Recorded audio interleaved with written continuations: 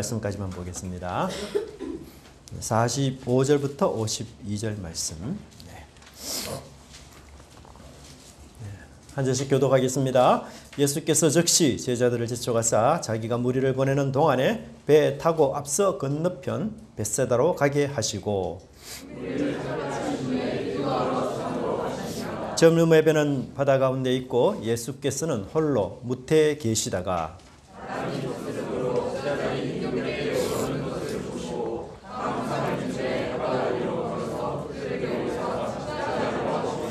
제자들이 그가 바다 위로 걸어오심을 보고 유령인가 하여 소리 지르니,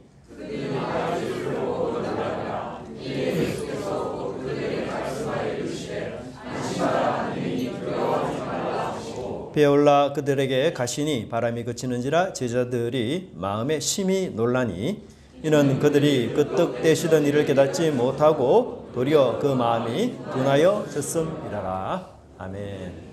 우리 주변 옆에 분 보시고 인사했으면 좋겠습니다. 만나서 반갑습니다. 네, 더욱 멋져 보입니다. 네, 감사합니다. 네. 우리는 지난주 인기 그리고 환영과 환대에 매몰되는 위험과 위기에 대해서 생각을 했습니다. 많은 사람들은 인기를 이제 긍정적으로 그렇게 생각합니다. 그것을 좋은 것으로, 아니 좋은 것 중에서 아주 좋은 것으로, 절대 위험한 것이 아니라 그렇게 생각을 많이 합니다. 본문의 제자들도 예수님과 함께 정말 엄청난 인기를 누렸습니다. 특별히 예수님의 오병이어 기적을 익히자 누구나 할 것 없이 예수님을 왕으로 삼고 지도자로 삼고 그렇게 의견을 다 모았습니다. 시골뜨기 제자들, 어부 제자들, 그리고 세리 제자 등 제자들은 정말 일생일대에 단 한 번도 받지 못했던 이 엄청난 주목 그리고 인기, 그 명예를 얻게 되었습니다. 아마도 오늘날 아이돌 가수의 번가는 그런 인기를 그들이 누렸던 것 같습니다. 제자들은 이 예수님 덕분에 일약 유명인들이 되었고 사람들로부터 환대와 환영을 받는 인기남이 되었습니다. 가는 곳마다 사인이 요청이 수없이 들어오기도 하겠죠. 저도 사실은 사인을 많이 하면서 삽니다, 여러분. 네. 성도님들은 잘 모르겠지만 제가 인기를 많이 얻어서가 아니라 은행에 가서 사인을 많이 합니다. 네. 예수님은 인기 속에서도 그 어둠의 힘을 아셨어요. 인기 속에 숨은 그 사탄의 힘. 하나님 나라는 사람의 인기 위에 세워지는 것이 아니라 말씀 위에 세워지는 것이라는 것입니다. 여러분, 사람들은 언제 대부분 좋아하고 환호할까요? 세상의 것이 채워질 때 환호하고 환영하고 정말 미칠 듯이 좋아합니다. 양식이 채워지니 뭐 감사한 일 아니겠어요? 먹을 것이 보장되니 이것이 천국이 아니고 뭐겠습니까? 그렇지만 죄송하지만 그것은 천국이 아니고 하나님 나라도 아닙니다. 하나님 나라의 첫 관문은 죄인이다라는 고백을 통해야만 통과할 수가 있는 것이죠. 먹고 입는 것이 아니라 악한 죄인이 십자가의 은혜로 내가 용서를 받았다라는 사실을 고백해야만 하나님 나라에 입성해서 하나님과 영원히 함께 살 수 있는 것입니다. 여러분, 세상 사람들에게 우리 교회가 먹을 것을 주어 보십시오. 거의 대부분 사람들이 좋아합니다. 필요한 것들을 주어 보십시오. 많은 사람들이 감사하게 생각합니다. 부족하고 모자라는 것을 우리 교회에서 채워주면 결코 싫어하지 않습니다. 인기 있는 교회가 될 것이요, 주위 주민들이 모두 좋아하는 교회, 그리고 우리 동네에서는 없어서는 안 될 그런 교회라 이렇게 생각할 것입니다. 하지만 당신은 죄인이기 때문에 예수님을 믿어야 구원을 얻습니다. 그렇게 이야기해 보십시오. 하나님 아들이신 예수님께서 나를 지극히 사랑하셔서 나의 죄를 위해 십자가에 달려 돌아가셨습니다. 이것을 믿어야만 영생을 얻습니다. 라고 복음을 전해 보십시오. 다 싫어합니다. 다 돌았습니다. 그까짓 먹거리, 그까짓 선물 안 받아도 되니 말도 안 되는 소리 하지 말라. 그렇게 말하면서 외면하고 거부합니다. 교회에 대한 인기는 사라지고 급감하고 주민들의 미움, 1호 대상이 바로 교회가 될 수도 있습니다. 물론 교회는 구제를 해야 됩니다. 귀하고 선하고 정말 아름다운 일이죠. 하나님께서 기뻐하시는 일입니다. 하지만 교회의 존재 이유는 바로 복음 전파에 있다는 것을 잊지 말아야 합니다. 이것은 세상 어느 단체에서도 할 수 없는 일 아닙니까? 병원에서 하겠습니까? 학교에서 하겠습니까? 아니면 현대나 삼성, 대기업에서 하겠습니까? 오직 교회에서만 할 수 있는 유일한 일, 그것은 바로 복음 전파라는 것을 이야기할 수가 있습니다. 타인과의 인기 다툼은 필연적으로 경쟁을 낳습니다. 오늘 우리 집사님께서 기도하셨지만 요즘 선거철 아닙니까? 정말 정쟁터를 방불케 합니다. 정치인들은 항상 인기에 목말라 하지 않습니까? 인기가 없으면 그 정치 생명 끝이기 때문에 그런 거죠. 그래서 내가 남들보다 더 많은 인기를 얻어야 하고 경쟁자보다도 더 많은 표를 얻어야만 내가 당선될 수 있습니다. 그러려면 어떻게 해야 될까요? 경쟁자를 비난해야 됩니다. 경쟁자를 깎아내려야 하고 그의 잘못을 지적하고 엉터리라고 이야기해야만 하는 것이죠. 이처럼 인기 경쟁은 필연적으로 싸우게 되어 있습니다. 주먹만 오가지 않을 뿐 실제로는 아주 비열하고 아주 잔인하게 싸웁니다. 경쟁에서 이기기 위해서 그들은 모든 방법과 수단을 다 동원합니다. 정치인들에게는 인기가 진리예요. 사람들이 듣기 원하는 소리가 바로 진리입니다. 무리와 군중의 비위에 거슬리는 진리는 더 이상 진리가 아닌 것이죠. 여러분, 인기가 주인 자리에 앉아있는 동안 성경의 진리는 외면당하고 하나님의 말씀은 거부당하고 쓰레기 취급을 당합니다. 정치인이 상대 정치인을 비난하면서 연설하는 그 현장의 자리에서 내 이웃을 내 몸처럼 사랑하라 하셨습니다 라고 말해 보십시오. 모두가 비웃을 것입니다. 그런 소리는 교회나 가서 하라고 이야기할 것입니다. 상대 정치인을 모욕하는 그 연설 자리에서 형제를 향하여 미련한 놈이라 하는 자는 지옥불에 들어가게 됩니다 라고 말해 보십시오. 아마도 그런 소리를 하는 사람을 정신병원에 집어넣으려고 할 것입니다. 고상한 정치, 예의 바른 정치, 상대를 높여주는 정치, 상대의 좋은 점을 칭찬하고 인정하는 정치, 왜 그런 정치는 이 세상에 존재하지 않을까요? 그것은 바로 사탄의 지배 속에 있는 세상 사람들은 결코 그런 정치를 좋아하지 않기 때문인 것입니다. 싸우고 경쟁하고 서로 디스하고 그렇게 해야만 좋아하는 것이죠. 영국 런던에 아주 유명한 교회가 있습니다. 웨스트민스터 교회인데요. 그 교회에 로이 존스 목사님이라든지 이런 훌륭한 분들이 목회했던 교회가 바로 웨스트민스터 교회입니다. 당시는 이 킴멜 몰간이라는 목사님이 이 교회에서 목회를 했습니다. 네, 지금 방금 나오신 분이 킴멜 몰간 목사님이십니다. 이 몰간 목사님이 그 교회에 담임하고 목회를 하시다가 잠시 미국에 가서 사역하게 되어서 이 절친인 마이어 목사님이 그 교회에 오셔서 설교하게 되셨습니다. 그러다가 다시 몰간 목사님이 이 영국 웨스트민스터 교회에 돌아오게 되었는데요. 마이어 목사님은 친구 되신 이 마이어 목사님이 이런 얘기를 합니다. 몰간 목사님이 미국에 있을 동안에는 내가 몰간 목사님을 위해서 열심히 기도했는데 서로 같은 도시에서 사역하다 보니까 그를 위해서 기도하기가 쉽지 않더군요. 그런 얘기를 했습니다. 이게 무슨 말이죠? 다른 업종의 사람을 위해서 축복 기도해 주는 것은 쉽지만 동종 업계에 있는 사람들끼리는 서로 축복하며 잘 되기를 기도해 주기가 결코 쉽지 않다는 것입니다. 같은 직종은 일종의 뭐예요? 경쟁 대상이잖아요. 세탁소에서 일하는 사람이 보석상에서 일하는 사람을 위해 기도하기는 쉽습니다. 하나님, 우리 김 집사님 보석상 운영하는데 잘 되게 해주십시오.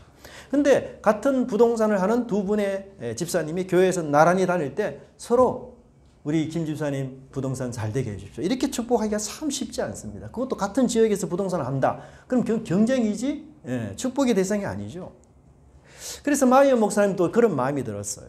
그래서 이 마이어 목사님의 마음속에 아주 다른 목사님에 대한 동기 친구 목사님에 대한 몰간 목사님에 대한 시기심이 그의 마음에 일어났습니다. 또 그 당시 굉장히 유명했던 목사님 중에 한 분이 스펄전 목사님이었어요.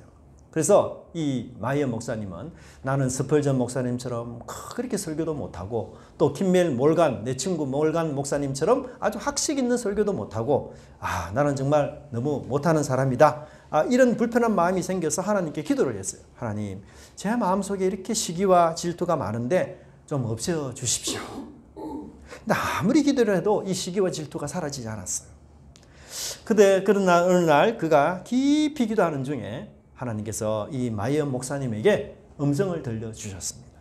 그것은 뭔가 하면 내 기도를 바꾸어라. 질투를 없애달라 기도하지 말고 그들을 위해 축복 기도해 주라. 그렇게 말씀하셨어요.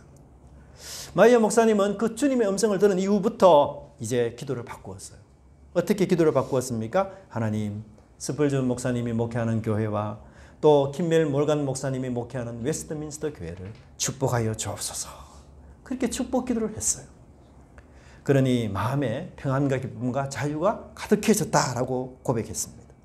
그리고는 어느 날 그가 자기가 담임하는 교회에서 공개 기도상에서 이런 기도를 했습니다. 하나님, 몰간 목사님의 웨스트민스터 교회를 축복해 주셔서 사람들이 가득 차게 해 주옵소서. 그래서 들어갈 자리가 없어서 사람이 남거든 그 사람들 우리 교회에 보내주십시오. 그렇게 기도했다고 합니다. 그 후 이 세 분, 스펄전 목사님과 몰간 목사님과 마이어 목사님은 아주 가까운 친구가 되었고 이 세 교회가 모두 크게 성장하고 주를 위해 쓰임받는 그런 교회가 되었다라고 합니다.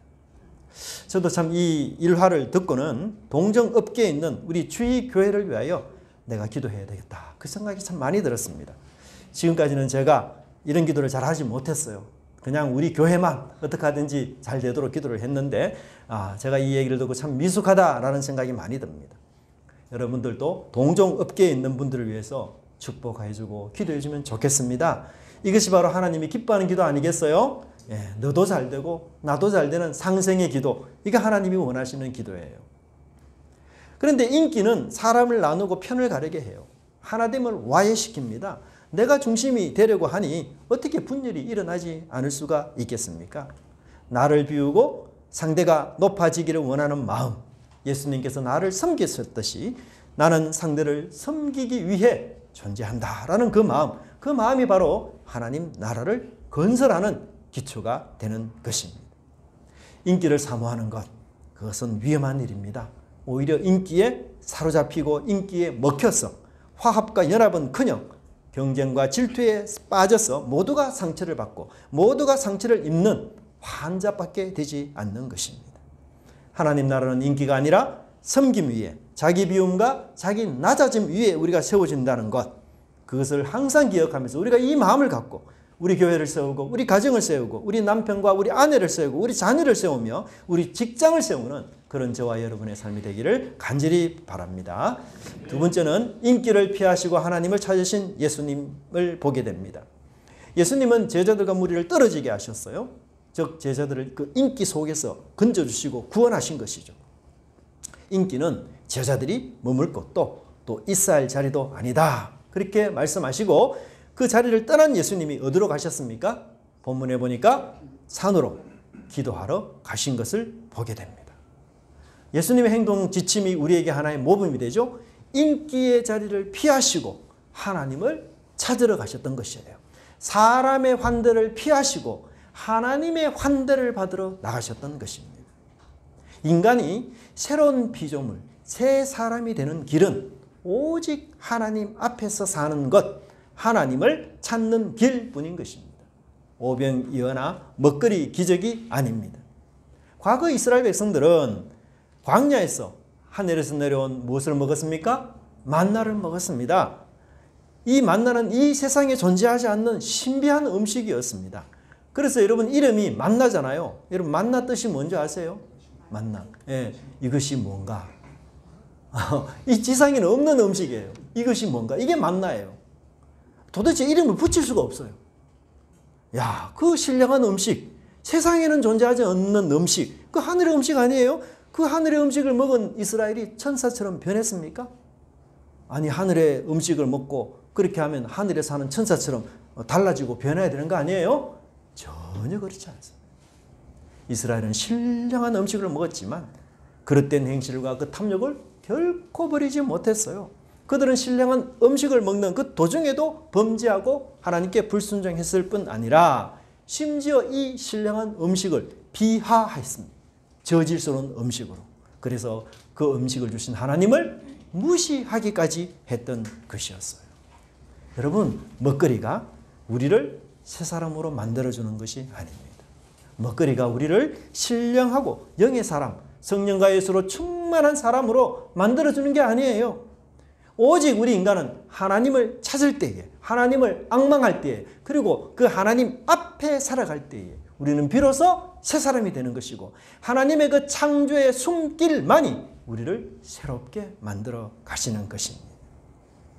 새 사람이 되는 길을 아는 사람은 환호와 인기를 찾지 않습니다. 예수님처럼 기도의 골방으로 들어가고 나아가는 것이에요. 무릎을 꿇는 시간이 길수록 우리는 환대와 환호와 인기의 유혹을 쉽게 물리칠 수 있는 것입니다. 기도의 골방에 머무는 자는 온 세상을 이기신 주님과 함께 있는 자인 것입니다. 세상이 주는 그 달콤한 유혹을 능히 거부할 수 있는 그런 능력이 있는 주님과 함께 거하는 자들인 것입니다. 여러분, 오늘 우리 많은 사람들은 고독을 싫어합니다. 혼자 있는 것 그렇게 좋아하지 않아요. 현대인들 더더욱 그렇습니다. 스마트폰이나 인터넷 때문에 혼자 내가 고독하게 나 자신을 돌아보고 그렇게 음미하는 시간이 점점 없습니다. 과거에는 우리 일기를 쓰지 않았습니까? 요즘 일기 쓰는 분 거의 없죠. 왜 고독을 싫어합니까? 혼자 있으면요, 나의 내면을 자꾸 살펴야 돼요. 나의 부끄러운 과거, 실수하고 잘못한 것들, 추한 것들, 죄책감, 이런 것들이 자꾸 떠오릅니다. 나의 내면 속에 그동안 발견하지 못했던, 사람들과의 대화 속에서는 전혀 의식하지 못했던 그 웅크리고 있는 짐승, 그 살아온 짐승, 내 욕구와 욕망을 따라 살았던 그 흉악한 짐승이 내 속에 있는 것을 그때 발견하게 됩니다. 야, 나 좀 괜찮은 사람인 줄 알았어. 이렇게 생각했는데 내 내면을 깊이 고독하게 살펴보니 실제로는 내가 가면을 쓰고 있었구나. 그런 자신의 내적 모습과 내가 마주하기가 싫은 거예요. 그 본래의 자기의 모습과 마주할 용기가 없는 것입니다. 그래서 사람들은 고독을 싫어합니다. 하지만 기도하는 자는 자신의 마음의 골방에 숨겨놓은 모든 죄를 다 고백하는 자예요. 고독의 기도로 다시 회복하고 다시 살아나고 다시 자유함을 얻고 그리고 다시 죄의 짐을 벗고 더 이상 정죄 없는 그런 기쁨과 은혜를 누리게 되는 것입니다. 그러니 하나님을 믿는 우리들은 기도의 고독을 사랑하셔야 돼요. 우리 같이 옆에 분하고 인사합시다. 기도의 고독을 사랑합시다. 기도의 고독을 사랑합시다. 여러분, 기도의 고독만이 나의 내면을 강하게 만듭니다. 기도의 고독이 곧 보약이에요. 기도의 고독만이 나의 내면을 강하게 만들어요. 나를 살리는 것은 인기나 오병 이해의 기적이 아니에요. 세상이 나를 살리는 게 아닙니다. 누가 나를 살립니까? 하나님이 나를 살리시는 것입니다. 하나님 앞으로 나아갈 때 우리는 비로소 하나님의 형상을 회복할 수 있게 됩니다. 하나님의 형상을, 존엄스러운 하나님의 그 형상을 내가 되찾을 수 있게 되는 것이에요. 하나님을 따라서 내가 존귀한 존재로 지음받았구나. 그래서 그 하나님의 거룩한 사명을 우리 가슴에 품고 살아가는 믿음의 사람이 되는 것입니다. 시리아의 작가 중에 자카리아라는 필명을 가진 분이 계시는데, 이분이 쓴 아주 짧은 글 하나가 있는데 그 제목이 10번째 날의 호랑이라는 제목입니다. 호랑이 한 마리가 숲에서 살다가 잡혀왔습니다. 그리고는 우리에 갇혔습니다. 조련사는 이 호랑이를 길들이려고 했습니다. 그러나 호랑이는 끈질기게 어르렁대며 오히려 쇠 창살을 이빨로 물어 뜯으면서 아주 난폭하게 조련을 거부했습니다. 호랑이는 자유로운 존재였죠. 그리고 숲에 대한 그 기억이 있는 그런 존재였습니다. 그러니 이 조련사가 호랑이를 조련하기에는 너무 어려운 거죠. 하지만 그 사나운 호랑이에 대해서 이 조련사는 굶주림으로 대응했습니다. 호랑이에게 전혀 먹을 것을 주지 않았습니다. 그리고는 그는 여유롭게 중얼거립니다. 무척 사나운 짐승이군. 사나운 호랑이지만 내가 먹을 것을 주지 않으면 언젠가는 너도 당나귀처럼 굴게 될 것이야. 이렇게 호언장담을 했습니다. 호랑이는 배가 너무 고팠습니다. 조련사에게 먹을 것을 달라라고 요청을 했죠. 조련사는 호랑이에게 하나의 제안을 했습니다. 네가 만일 고양이처럼 야옹거리면 내가 고기를 주겠다. 호랑이는 단번에 거절했습니다. 나는 호랑이지 고양이가 아니야. 그러나 이틀 후에 굶주림 때문에 너무 배가 고팠던 이 호랑이는 결국 굴복하고 조련사의 제안을 받아들여서 고양이처럼 야옹 하고 울었습니다. 그리고 그 즉시 맛난 음식이 호랑이에게 주어졌습니다. 며칠 후 다시 배가 고픈 호랑이가 고양이처럼 조련사에게 야옹 거리면서 먹이를 달라고 했습니다. 그러자 조련사는 전과 달리 야, 너는 지금부터 당나귀야. 당나귀처럼 힝 거려야 내가 너에게 고기를 줄 수 있어. 아, 백수의 왕으로서 체면 때문에 어떻게 호랑이가 이 조련사의 제안을 받아들일 수 있겠습니까? 이런 지하에 거부했던 거죠. 그는 굶주림을 선택할지언정 내가 품이 떨어지는 당나귀는 나는 되지 않을 거야. 그렇게 이야기하고 결심했습니다. 하지만 며칠을 먹지 않고 버텼지만 더 이상 버틸 수가 없었어요. 너무나 배가 고파서 결국은 호랑이는 이 조련사의 제안을 받아들이고 말았어. 그리고 그 호랑이는 애처롭게 당나귀처럼 히힝거리면서 울었습니다. 그날 호랑이가 옥에 갇힌 지 열흘째 되는 날이었어요. 그래서 책의 제목이 10번째 날의 호랑이라는 뜻입니다. 호랑이가 히힝대는 소리를 들은 이 조련사는 난데없이 고기가 아닌 근초 한 더미를 주었습니다. 왜요? 너는 더 이상 고기를 먹는 호랑이가 아니라 근초 더미를 먹는 당나귀다. 그렇게 정의했던 거죠. 그 호랑이의 정체성과 그의 존재감은 이런 지하에 사라지고 말았던 것입니다. 짧은 글이지만 아주 강렬한 메시지가 이 속에 숨어 있지 않습니까? 여기 조련사는 사단의 지배 속에 있는 세상이라고 할 수 있습니다. 세상 사람들이 길들이는 방법이 딱 한 가지예요. 결국 밥의 문제로 가지고 길들입니다. 너 우리에게 협조하지 않으면 너 해고될 거야. 너 우리에게 협조하지 않으면 너 고립되고 왕따 당하고 좌천될 거야. 야, 모난 돌이 정 맞는 건 몰라? 한번 조직의 쓴맛을 볼래? 이렇게 이야기하면서 결국은 나로 하여금 세상에 길들여지도록 하는 것이에요. 그 세상의 타락한 조직과 질서에 순응하도록 그렇게 만들어 버리는 것입니다. 이것이 세상을 우리에게 길들이는 방식이에요. 하지만 우리는 하나님의 형상으로 지어진 고귀한 존재, 그 존재예요. 근데 세상은 그것을 망각하도록 만들어버립니다. 그것을 잊도록 만들어버려요. 하나님의 종이 아니라 너는 세상의 종이야. 호랑이라는 그 정체성을 내던지고 당나귀로 살아라는 조련사의 요청과 같은 그 요청이 끊임없이 세상은 우리에게 요구하고 있습니다. 그러나 우리가 하나님 앞에 설 때에 기도의 골방으로 나아갈 때에 우리는 이 조련사의 제안과 그 유혹을 거부할 수 있는 용기가 생기게 되는 것입니다.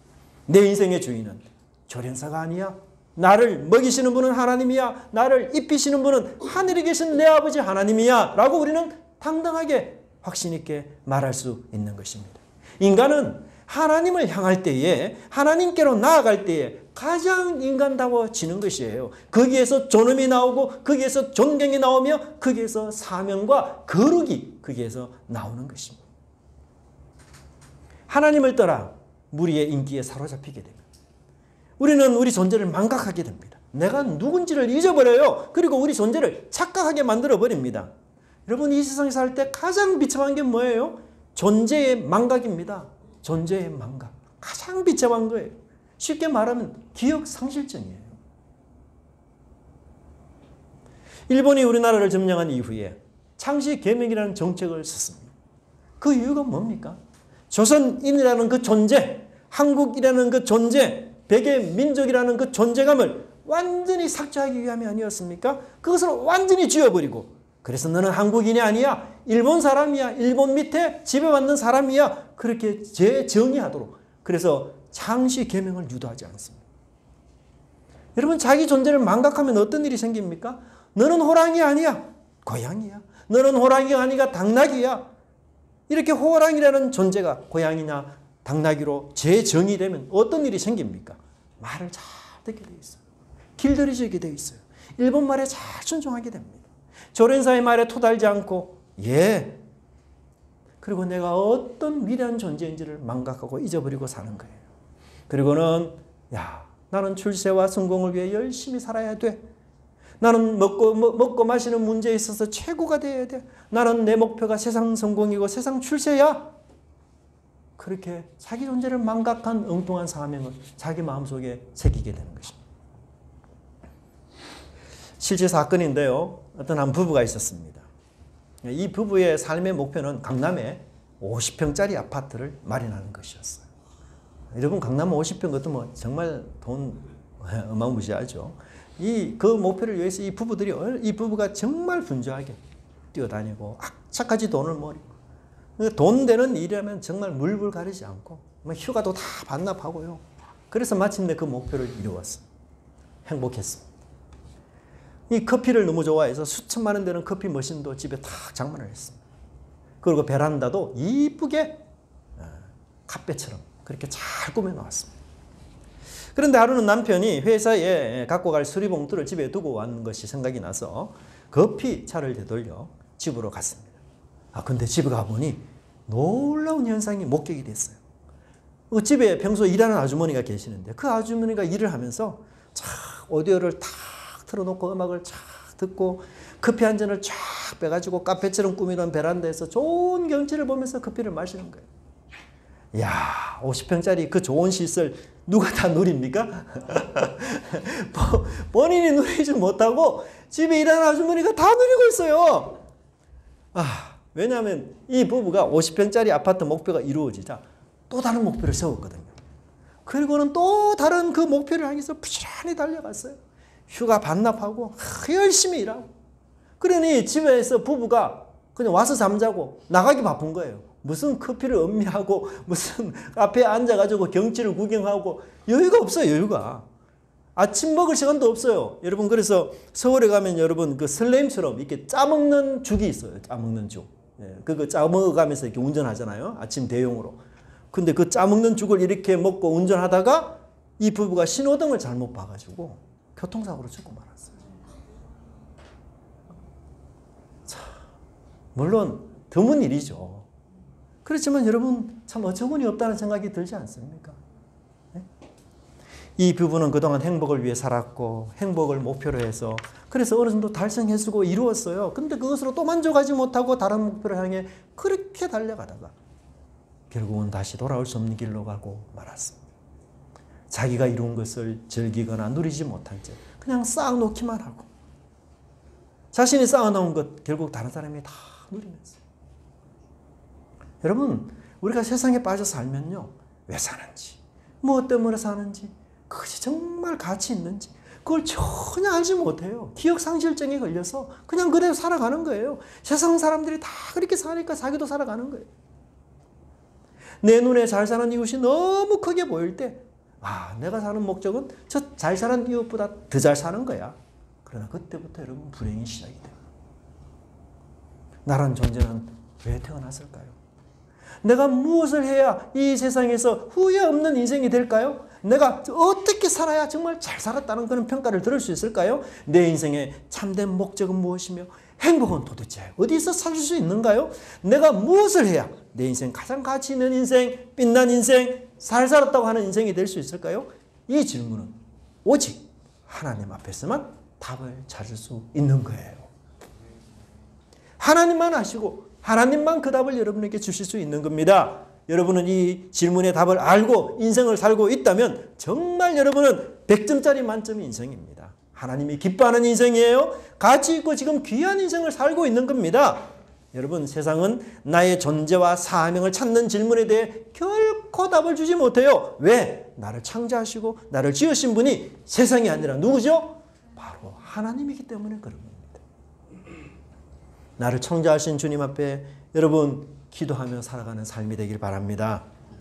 세상살이 속에서도 늘 주님 앞에 머물고 주님 내 사명이 무엇입니까? 내가 무엇을 해야 하나님 기쁘게 할 수 있는 거죠? 내 인생이 기쁠 수 있습니까? 우리 가정이 기쁠 수 있습니까? 세상에 휘둘리는 인생 아니라 하나님께 깊은 뿌리 박은 인생으로 먹거리에 흔들리지 않고 나는 고귀한 하나님의 존재야. 하나님의 형상으로 지어진 존재라는 이 나의 존재성을 망각하지 않고 가치 있고 보람된 일 속에서 행복과 즐거움으로 가득한 저와 여러분의 인생 되시기를 간절히 축복합니다. 네, 우리 다 같이 한번 찬양하십시다. 행복이라는 찬양을 같이 했으면 좋겠습니다.